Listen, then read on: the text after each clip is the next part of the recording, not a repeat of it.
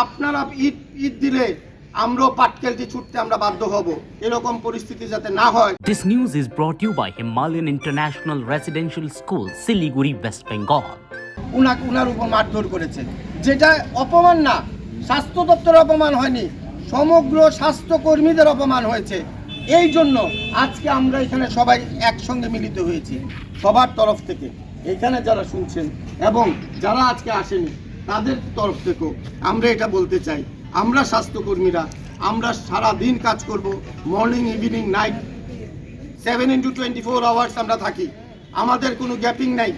আমাদের মায়েরা যারা সিস্টাররা আছে ছোট ছোট বাচ্চাদের বাড়িতে রেখে, ডাক্তারদের মধ্যে যারা ছোট বাচ্চা আছে, টেকনিশিয়ানের মধ্যে আছে বাচ্চা কাচ্চা রেখে আমরা ডিউটিতে আসি। আমাদেরকে সম্মান করুন, আমাদের কাজকে সম্মান করুন, আমাদেরকে সাহায্য করুন।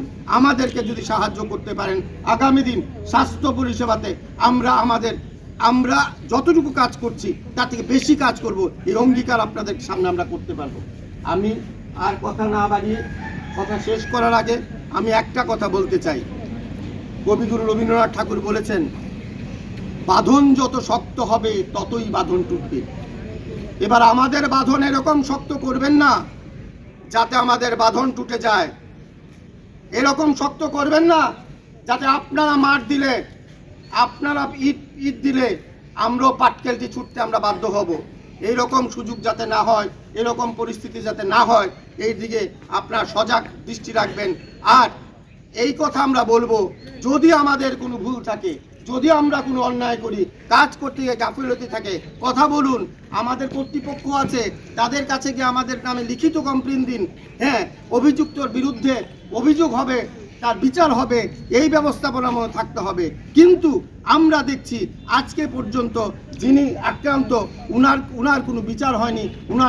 উনার একটা দৃষ্টান্তমূলক শাস্তি হোক, যেই দৃষ্টান্তমূলক শাস্তিতে আগামী দিন গোটা রাজ্যের সমস্ত স্বাস্থ্যকর্মীদের মনোবল বৃদ্ধি হবে যে হ্যাঁ, স্বাস্থ্যকর্মীদের উপর যদি অন্যায়ভাবে কোনো আক্রমণ হয় তার প্রতিরোধ করার জন্য, তাকে শাস্তি দেওয়ার জন্য প্রশাসন এগিয়ে আসবে।